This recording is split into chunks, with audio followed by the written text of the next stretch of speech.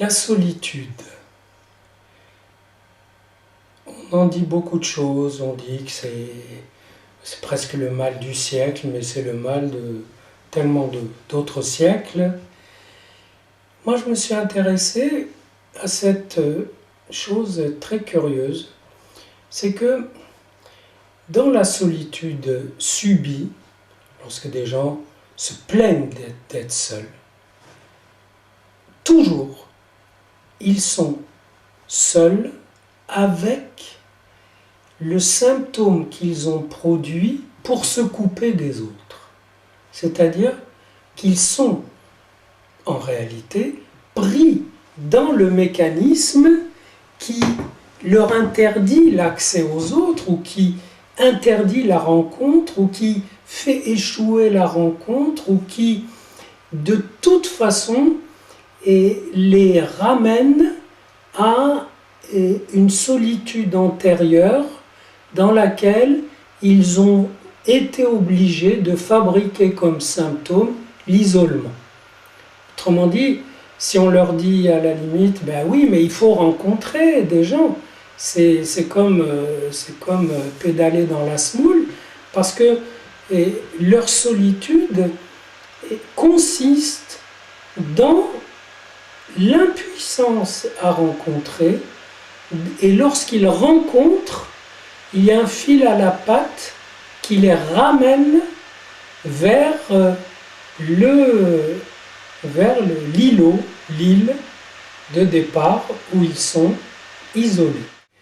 Donc la solitude peut être un événement assez terne du narcissisme qui se referme sur lui-même au moyen d'un symptôme qui justement consiste à l'empêcher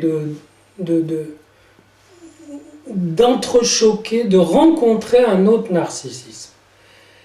Au contraire, imaginons un artiste, quelqu'un qui a quelque chose, qui a un problème, qui le travaille, mais dans le sens d'un projet créatif. Généralement, il aime être seul pour affronter ça, justement parce qu'il est seul avec quelque chose. Il n'est pas seul avec le symptôme, comme dans le cas précédent, avec le symptôme fermé qui le referme sur lui-même et le fait tourner en rond.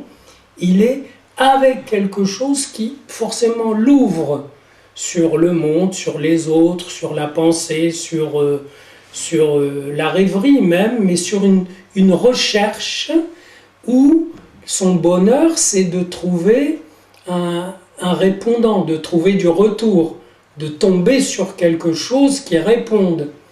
Autrement dit, de faire une rencontre d'une personne, d'une idée, d'un résultat. Vous voyez, il a lancé des dés, une façon de parler, et le hasard répond bien.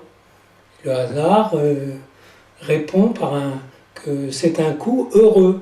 Donc, il attend, il est constamment ouvert sur la rencontre et sur ce qui, dans cette rencontre, peut croiser son désir et peut permettre à ce désir soit de se satisfaire, soit de se prolonger vers autre chose.